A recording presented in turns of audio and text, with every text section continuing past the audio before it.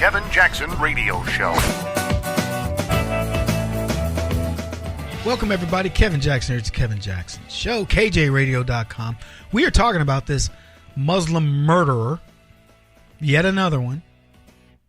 And here's what I'll tell you. So the news cycle is going to stay very full of Muslim murders, this Muslim murderer, and we're going to talk about it. And the left is going to spin it. And let me tell you, they're secretly happy that this is going on. It's hard to believe because remember, the Mueller story broke where he was going to prosecute Manafort. And the left were, he's going to prosecute Manafort. Look at Donald Trump better. Who he's next?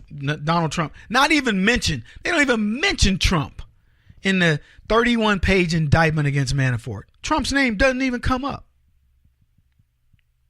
So that went over, like a wet balloon.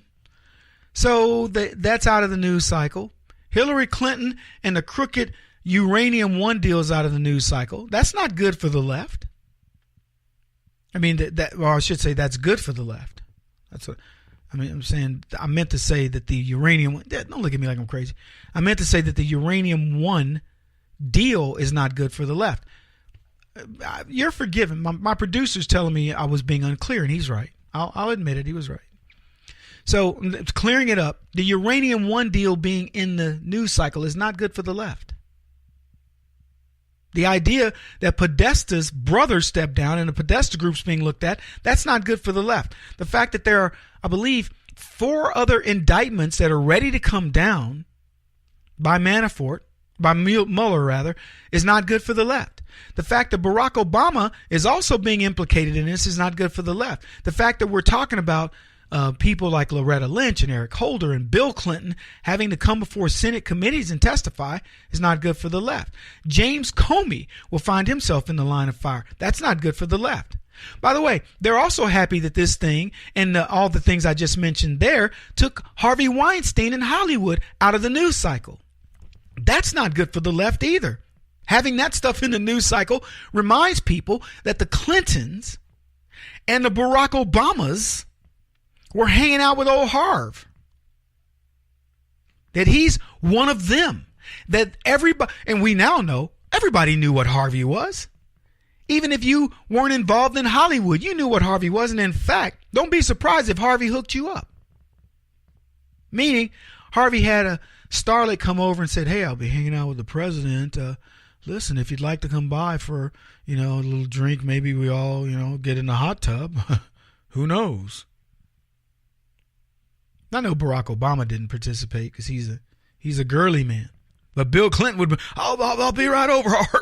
Hey, thanks for telling me, man. Yeah, you're a good guy. You're a good guy. I'll get you on Epstein's plane next time.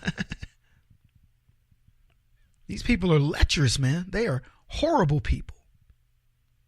So all these things that we're talking about, this is leftism on display. I was supposed to go on TV, talk about Roland Martin just going off on General Kelly because Kelly said something about we could have negotiated during the civil rights movement or whatever.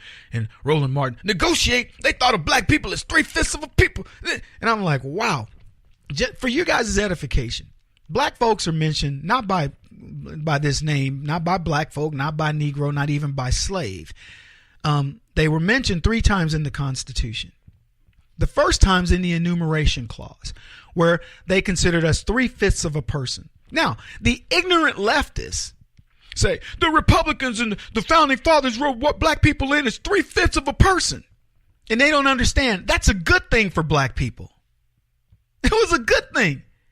And they go, Kevin, what are you talking about? How can it be a good thing that you're only worth 3/5 of a person? Well, it was the enumeration clause. They were setting up the electoral Congress and all that. And they said to the South, who wanted black people to be considered 5/5 of a person. Yet they were treating us like 0/5 of a person. We were slaves. So the people who understood that if the South got to continue to bring in slaves and could outnumber the number of non-slave holding people, they would continue with slavery. So what the North did is said, no, you can't treat these people less than human and then want to count them as full humans. So they compromised with what's called the 3/5 compromise. And luckily for black folks, it was one of the things that stopped us from being slaves, because the South didn't have as much electoral power as the North did. Now, the North weren't being magnanimous. They weren't all, oh, yeah, we were fighting to make black people whole. No, they weren't. They were fighting for their financial lives. What they didn't want was the South to continue with slavery, which was going to put them out of business. The South was going to gain economic power over them. Now, the second place where where blacks were put into the Constitution was in Article 1, Section 9. In Article 1, Section 9 is where they said the slavery effectively is going to come to an end in 1808. This was all being done in 1798. So they said slavery goes to January 1st of 1808. We no longer import any slaves, period. That was the second part where blacks were mentioned. And the third place we were mentioned is in the Fugitive Slave Act, where if you were a runaway slave, you had to be returned to your property owner. That was it. But they, again, wrote it out. They said, okay, but when it comes 1808, we're done. Now, why did the Civil War get fought? Because the Democrats got all sneaky.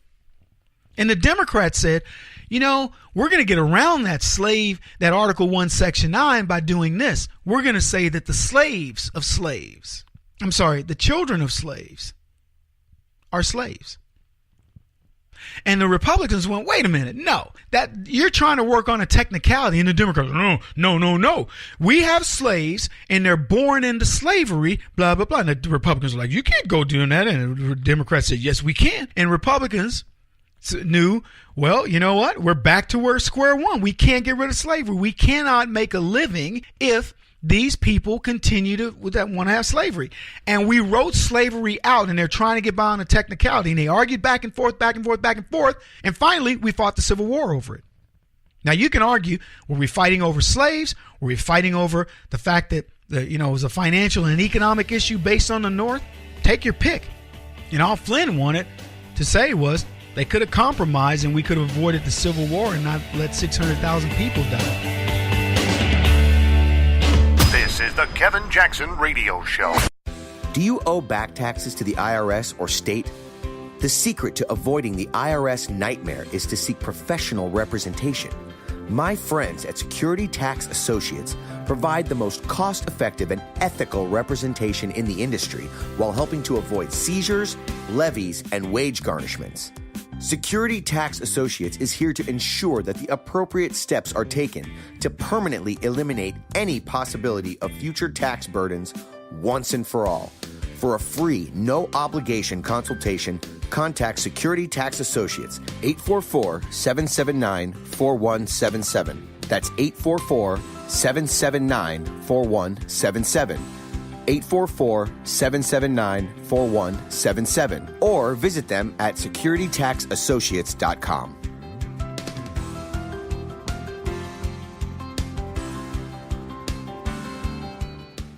Beth Cook Moranville, author of Closer Than Your Breath, a book of hope. Hope, that wonderful, wonderful 4-letter word that you may feel completely out of. I wrote this book to give you great hope. It's not too late. If fetal position is an all too familiar place for you, I understand. If the next 60 seconds are too long, this book is for you. Wherever you are right now, whether you're dealing with divorce or death or sickness, take hope. You are going to make it through this pain. Don't roll your eyes. I've walked this road and I know it. The best is yet to come. Closer Than Your Breath, a book of hope from author and speaker Beth Cook Moranville, can be found on Amazon.com or Kindle.com. For more information, visit closerthanyourBreath.com or on Facebook at Closer Than Your Breath.